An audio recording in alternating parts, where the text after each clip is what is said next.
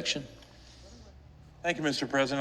I rise this evening to talk about Black History Month, in particular, to talk about a program that my office has been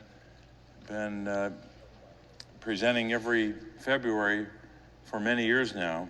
Each February, it's been my privilege to honor several Pennsylvanians as part of the celebration of Black History Month. This year, we pay tribute to 4 esteemed Pennsylvanians who have helped their community and the Commonwealth build resilience. And I'll list them first, and then I'll be talking about each of them in greater detail. First, Tyrone Holmes from my hometown of Pennsylvania, or of Scranton, Pennsylvania. Della Clark of Philadelphia, Pennsylvania. Julius Wright of Pittsburgh, and Theo Bratty of Harrisburg. All Pennsylvanians, and their work is demonstrative of this year's theme for our program, resilience in the face of adversity. As their persistence and strength has helped their communities surmount significant difficulties this year. On 28th. Their enduring leadership is an encouragement to me after a year where sadly resilience has been sorely needed throughout our Commonwealth and throughout our country. Now, in some ways, we've made some progress in the last year. Just consider this: the national economy created 6.7 million jobs, the most ever in the first year of a presidency. Pennsylvania's unemployment rate went way down from 7.1 to 5.4. Tens of thousands of jobs have been added just in Pennsylvania. Wages are up and child poverty is down. The number of fully vaccinated Americans has increased from 2 million to 213 million in just the last year. And we have more tools to manage COVID-19 and keep us safe. And finally, the number of schools open for in-person learning has skyrocketed from just 46% a year ago to now 95% of schools. Some believe it's as high as 98%.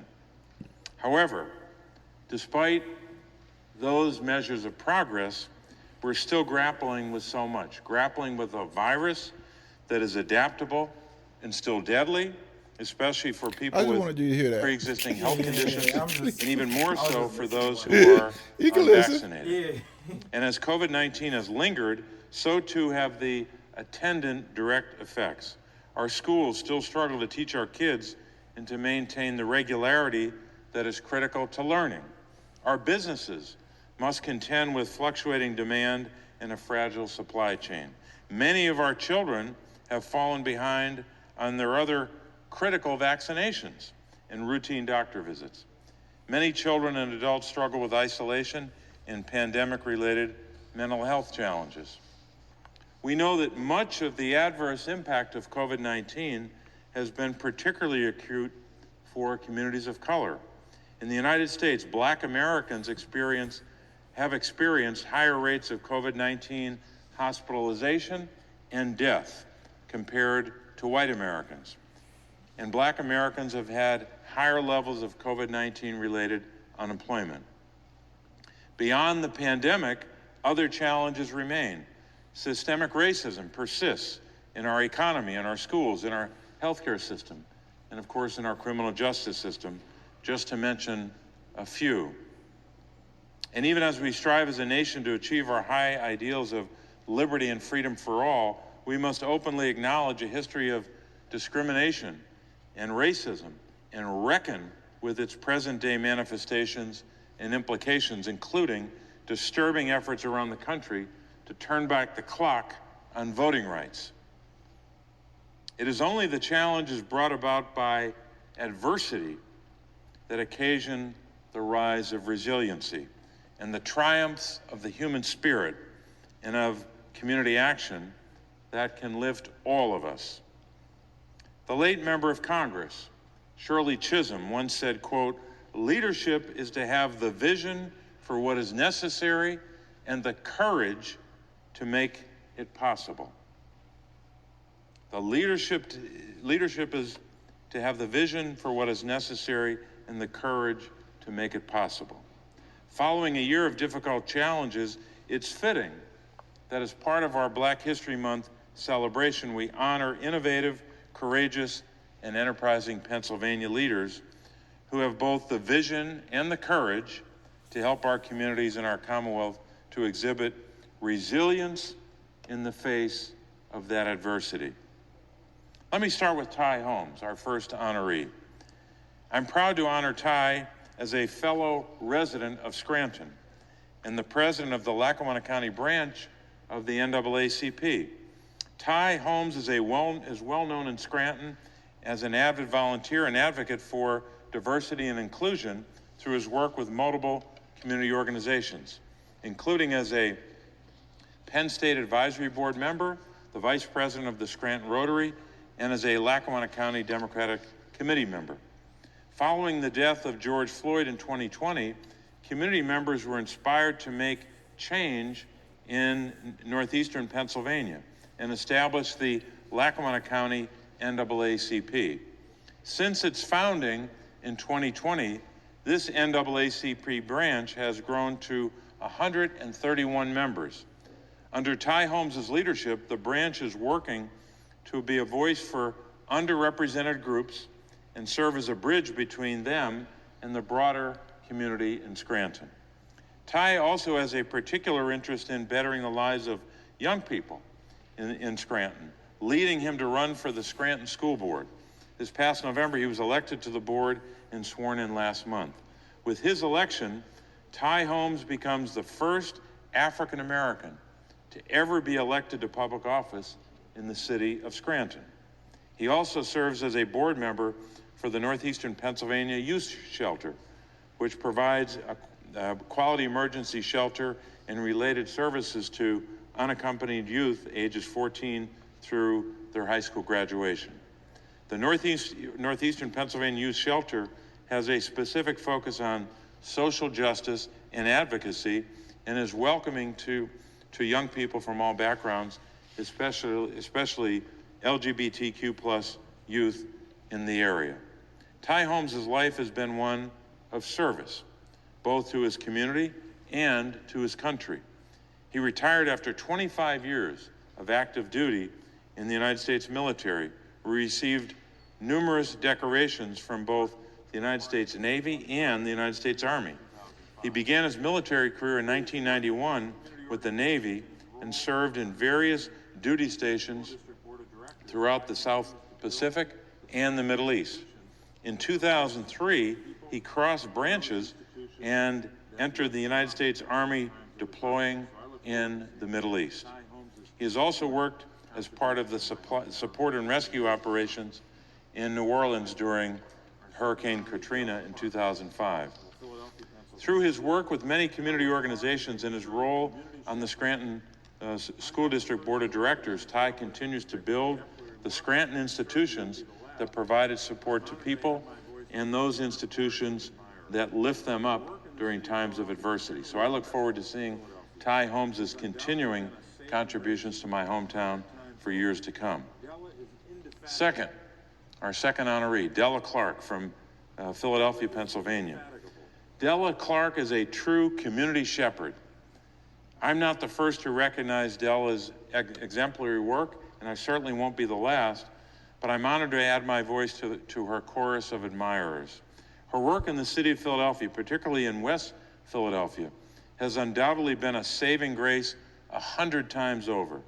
Della is indefatigable, a true force of nature, who has shown true dedication and steadfast leadership. Since January the 1st of 1992, Della Clark has served as president of the Enterprise Center. This center supports minority entrepreneurs and under-resourced communities and is one of the most trusted organizations in the region to advise and deliver transformative economic development and community wealth building initiatives. Under Della's leadership, the Enterprise Center has experienced tremendous growth. Among its accomplishments is its purchase of a dilapidated building at 46th and Market Street in West Philadelphia, which was completely renovated and now serves as the center's state-of-the-art center for business and entrepreneurship. Additionally, Affiliate organizations have been added to the center's portfolio, including the Enterprise Center Community Development Corporation and the Enterprise Center Capital Corporation. Today, the Enterprise Center is leading a project that will be transformative for the city of Philadelphia, the 52nd Street Initiative. This commercial corridor along 52nd Street in West Philadelphia has been an important historical and cultural hub, but unfortunately has seen significant decline and recent disinvestment just over the last number of years. Further exacerbating the already existing troubles for business owners and residents, the COVID-19 pandemic and civil unrest have made recovery and revitalization challenging at best. The Enterprise Center has a bold vision for this 52nd Street initiative, which will transform this street, 52nd Street, into a national model for integrating technology to improve public safety, enhance visitor experience, and support businesses and residents. With Della Clark at the helm, I'm confident she will move mountains to see to it that this project reaches its full potential and that this vital neighborhood and its residents can thrive once again. Della Clark speaks eloquently yet fiercely on the importance of investing in Black and brown businesses and is a tireless advocate for equitable distribution of and access to resources and capital. For that, I thank her for being a champion, a leader, and a true servant for her community. In southwestern Pennsylvania, our third honoree, Julius Wright. Not only has the pandemic taken a toll on the nation's physical health, but many Americans have struggled with mental health challenges, particularly isolation and grief. Julius Wright knows that good mental health is foundational to overall well-being. He has made delivering critical mental health services his life's work. At a time when the pandemic has left many Americans feeling isolated, alone, or depressed, Julius's mission has renewed urgency. In his work as a licensed social worker, community-based therapist, and outpatient therapist, Julius Wright has led with profound vulnerability and understanding. His passion for mental health is derived from a deeply personal place. Julius has bravely discussed his own mental health struggles in an effort to open up a conversation about mental well-being. His experience of growing up in a household and a community where mental health was never talked about planted the desire for him to address silent suffering. In college, the death of a friend by suicide could have disrupted Julius's journey to becoming a mental health professional. Instead, this deeply personal challenge spurred him onward. He would go on to earn a bachelor's degree in communications and a master's of social work with a certificate in human services management from the University of Pittsburgh, as well as establish the Pittsburgh-based nonprofit Steel Smiling. Julius is now the founder and managing director of Steel Smiling. The organization's mission is to bridge the gap between Black people and mental health support through education, advocacy, and awareness. Steel Smiling has an ambitious goal to connect every Black person in Pittsburgh to a positive mental health experience that improves their quality of life by the year 2030. Julius's empathy and vision is encouraging and inspiring, and I look forward to witnessing the transformative impact of his work. Steel Smiling has already begun to improve the mental well-being of Pittsburgh's Black community. Since 2019, the organization has been a significant provider of community services, helping Black Pittsburghers to receive mental health treatment, training, and support. The implementation of culturally sensitive programs, trainings, and workshops have helped combat the cultural stigma that exists in Black and brown communities surrounding mental health. The need for sensitive, stigma-free mental health support is a long-standing one, but there has been a long gap between the need for services and the availability of them. Furthermore, the COVID-19 pandemic has even more starkly illustrated the critical need for behavioral health services, especially for people of color. So I'm grateful to Julius for not just recognizing the need, but for stepping up and working to address critical community need. And finally, Theo Bratty, our fourth honoree. Theo is from Harrisburg, Pennsylvania, and he's the personification of resilience in the face of adversity. And I'm honored to recognize him today. At the age of 15, Theo was involved in an accident while playing high school football, and the resulting neck injury left him paralyzed and a wheelchair user. This life-changing experience would become a catalyst for his future work in the Commonwealth of Pennsylvania. After his accident, Theo moved to Pennsylvania and completed high school. He furthered his education by graduating from Edinburgh University in Erie County. And then he earned his master's degree in social work from Temple University in 1988. Later that year, Theo Bratty established and became the founding director of the Center for Independent Living of Central Pennsylvania, a position he held for over 30 years. As CEO, Theo was instrumental in creating an independent living center that would become a strong and vibrant voice for people with disabilities in Central Pennsylvania and indeed throughout the Commonwealth. Under Theo's leadership, the Center for Independent Living of Central Pennsylvania not only provided essential services for people with disabilities, but has also advocated for accessible transportation, more access to assistive technology, and expanded home and community-based services.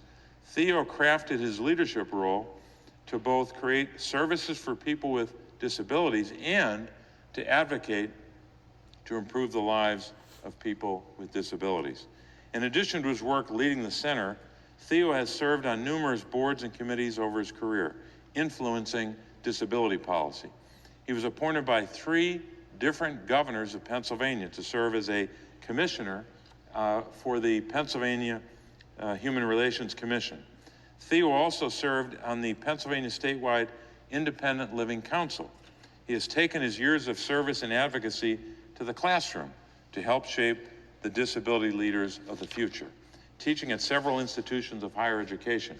For example, in 2019, after leading the Center for Independent Living of Central Pennsylvania for those 30 years, Theo retired to begin his next venture. Today, Theo served as president of his own consulting firm. I've had the opportunity to work with Theo on a number of disability issues over the years, and his professional and personal knowledge about the importance of home and community-based services has been invaluable in shaping meaningful policy and communicating it to members of Congress.